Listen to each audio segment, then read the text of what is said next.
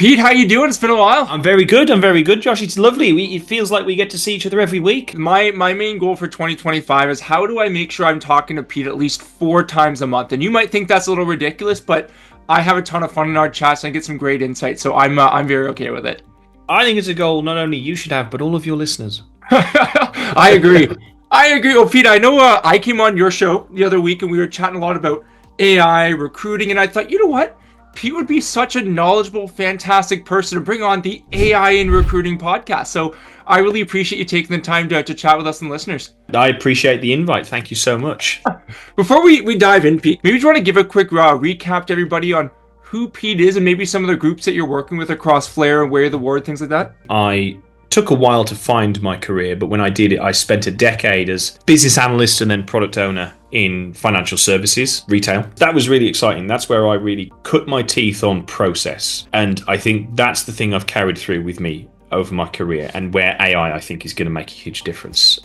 Then I joined my father, Mike Ames, in a consultancy he was running, which was aimed at business owners, really, but he has a huge recruitment background. He's built and sold 2 businesses in the last sort of 30 years, recruitment businesses, multi-million-pound sales at the same time.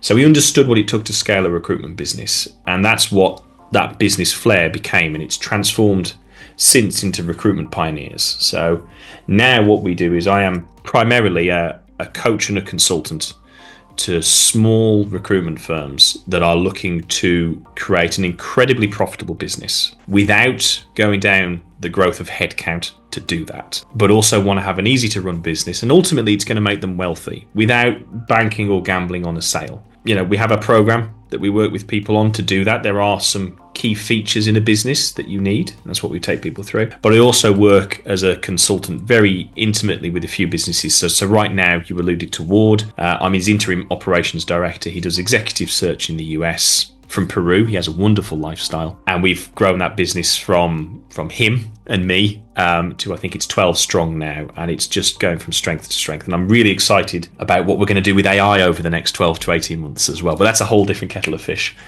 Maybe let's start with a nice softball here, Pete, because I think this is really interesting, and I think there's some really cool layers as we continue to touch on this as well.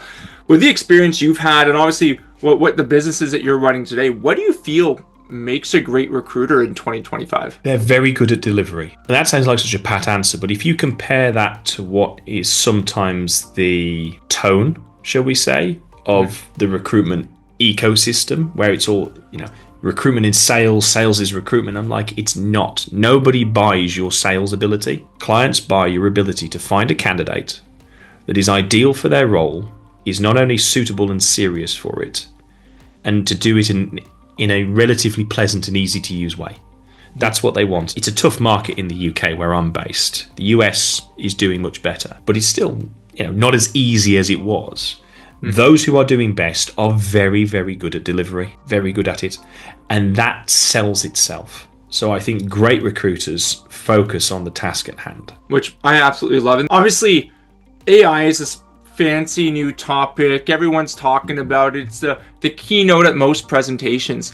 When you're thinking about the role of AI to recruiter, obviously the biggest thing that makes a great recruiter is delivery. How do we find the best candidate, help place them, because that is the job at the end of the day. How do you see things like AI being leveraged well or incredibly poorly when you're thinking about using that from a recruiter's basis to help them actually execute and just deliver on finding those great roles? Yeah, well, I think let's start with poor, right? There are people out there who want the AI to do all of it for them. I put the job description in that I've managed to get from somebody, and what kicks out the other side is a bunch of candidates. They're all exactly right. They're all interested, and I just got to talk to the 3 or 4 that look best, and then I place them. Fantastic. It's a long way from being able to do that, I think. That doesn't necessarily mean time-wise. What we've learned with AI is how quick things can change. But I think we are still quite a way from it. Where I think it's used well is when it's used to enhance the ability of an individual and to create consistency in the way they deliver. And that's AI doing something that has always been the secret to a scalable business. That's what we've been doing for years. We teach people how to raise the quality of their delivery and other aspects of their role by putting in place processes and systems that mean the average raises. That's the best way to describe it. Someone once said, we do not rise to the level of our ambitions, we fall to the level of our processes and systems. And AI is now a massive boon to that, because previously it was all about a person defining and creating, whereas the AI does so much of that for you. So the best people are using it for things like refining a job description. Pluck out from here what's common, what's different. The kind of things that if you had the time, you would do, or if you had the experience, you would do. But now without the experience and even without the time, you can go that extra 5% further more consistently. I love that. And obviously the whole goal of what they talk about AI, when you think of how AI should be impacting us from a day-to-day basis, you always hear the analogies of it should increase your productivity by 30% holding flat, or you could do the same amount with less, right? So when you're thinking about obviously AI, and obviously within the niches you work on, helping a lot of initial recruiting firms find their placing, make sure they're creating a sustainable business and growing there, how do you really see AI potentially evolving from how it should be used if you're starting out fresh from a firm you're just making throughout your life cycle across building and actually growing your team, business, and so on? To answer that, I'm going to start with, I'm not going to call it a secret, but it's often an unrealized truth. The way you make more money in recruitment is not through hiring more people and growing your turnover. The way you make more money is by making more profit. And that means you find a way to increase your turnover while fixing your costs. And I've seen this, those recruiters who go through a phase where a small team that's been working together for, a couple of years will all of a sudden double the profit the next year, because the salary base doesn't fundamentally change, but all of the efficiencies come together, and all of a sudden, where previously they were doing 20 roles in a year, they're now doing 15 or 10. But that extra 5, that extra 10 goes straight to the bottom line. Or 80% of it does, once you kind of take out commission and so on. For me, in the current climate, because AI is brilliant, but it's also not a threat, but a danger. It's going to destabilize a lot of things.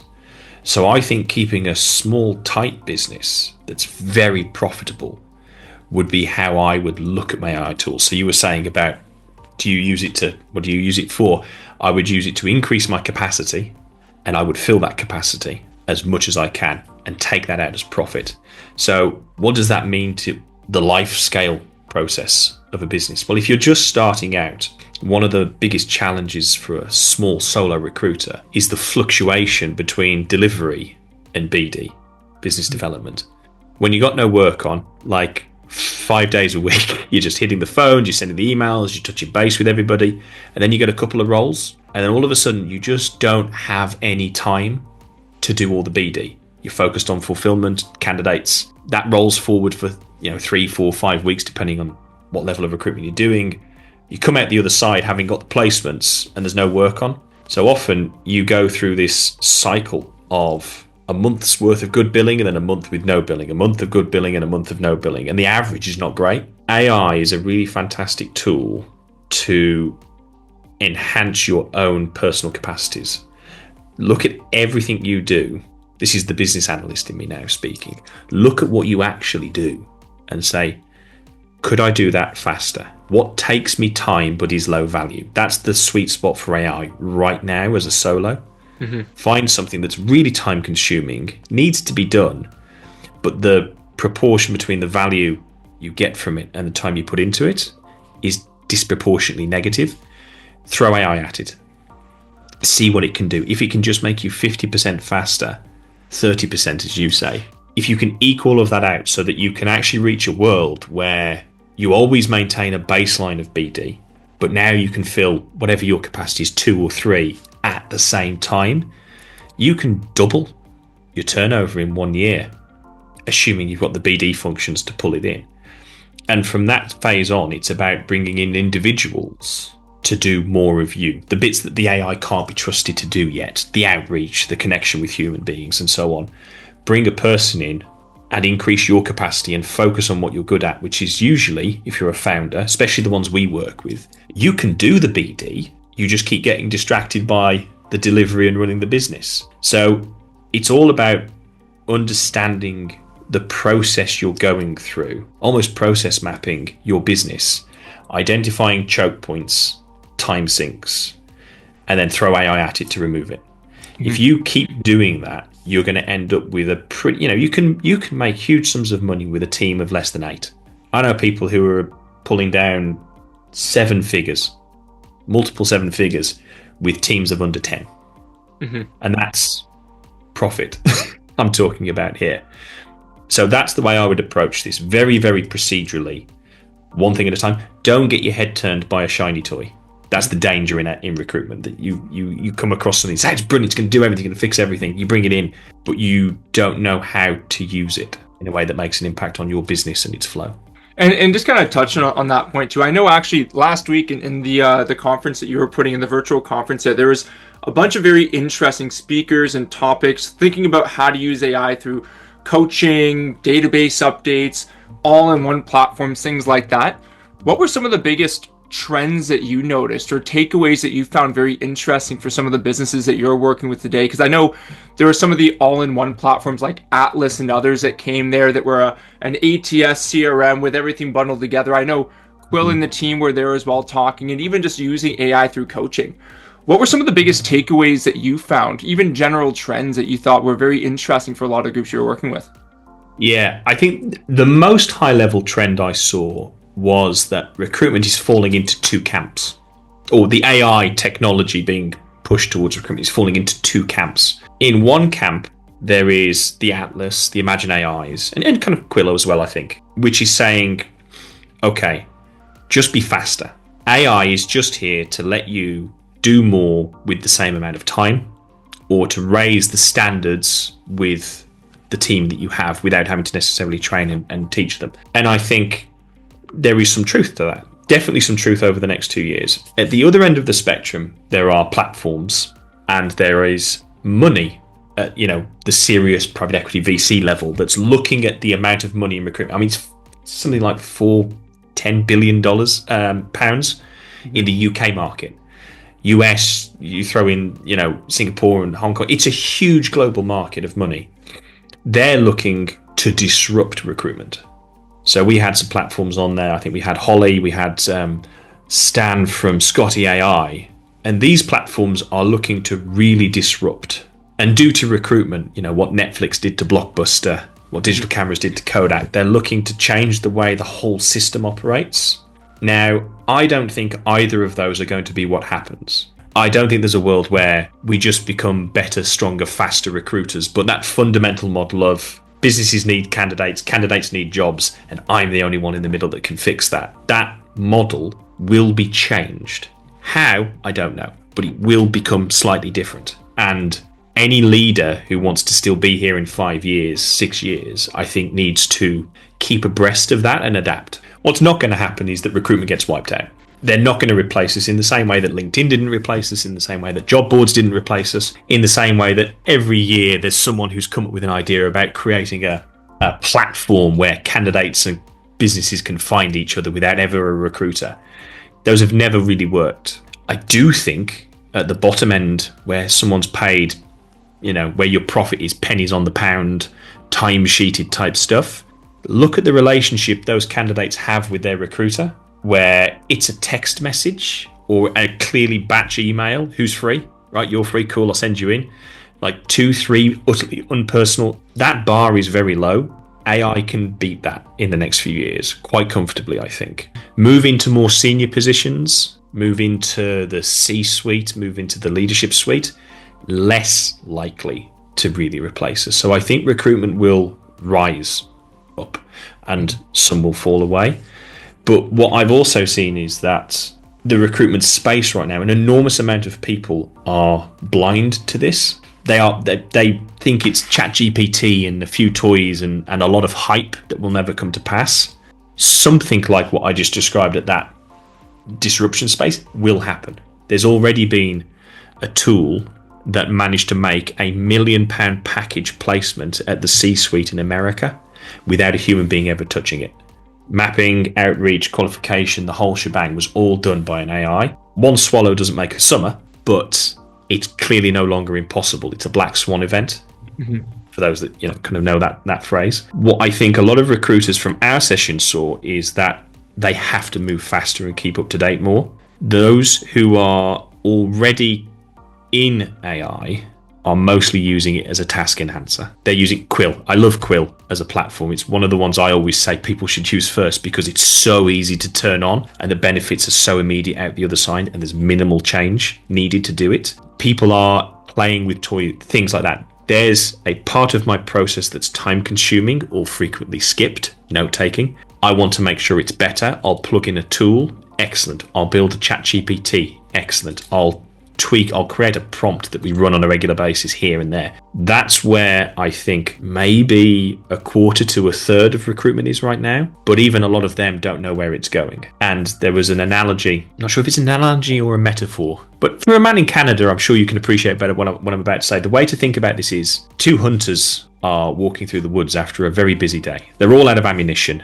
jostling each other, and sun's coming down, and all of a sudden, out of the bushes leaps this huge, furious, starved-looking bear, and his wild eyes catch them, and it starts pounding its way towards them down the path. And one of the hunters freezes and goes, "What are we going to do?" And as he turns, he realizes that his mate is already running in the opposite direction. So he turns around and he starts chasing after him, and he shouts, "Wait, you can't outrun a bear!" And his mate shouts back, "I don't have to. I just have to outrun you." And I think that's the mindset that recruiters need to have, because even if the view that it will just become an enhancer is true, what we're saying is that recruiters can be 3 times more efficient, but there's still the same number of jobs. And when something like that happens in a marketplace, there's only one outcome, and that's some people fall away. So the trick is to keep up to date, experiment, constantly revise what's happening. I would almost set aside one day every 6 months and do a proper deep dive into what has happened in AI in the last 6 months that actually maybe changes what I think I should be doing, and be prepared to adapt because things will change. I love that. And just because I know we're coming up on time here as well, Pete, if anyone's curious to learn more about you, coaching services, any of the programs you're part of, where can they find you? Yep, so I'm on LinkedIn, Pete Ames. Got in early, so it's just my name in the URL. And if you want to, you can go to recruitmentpioneers.com, where we have some resources and you can get an idea for what we do. And if anybody's really interested in reviewing what it is to scale a business, we regularly run a summit in the evenings, so it works around internationally. And it's going to break down all the components you have in a recruitment business that need to become scalable if you're going to reach a world, like I said, high figures of profit, very enjoyable to run, small team. We take you through everything you need to know to do that, and it's £97 for the session, so it's an absolute bargain. That's awesome. Well, really appreciate coming on, Pete. Always a pleasure, and really excited to chat with you again in the future. Thank you, Josh. Thank you for having me.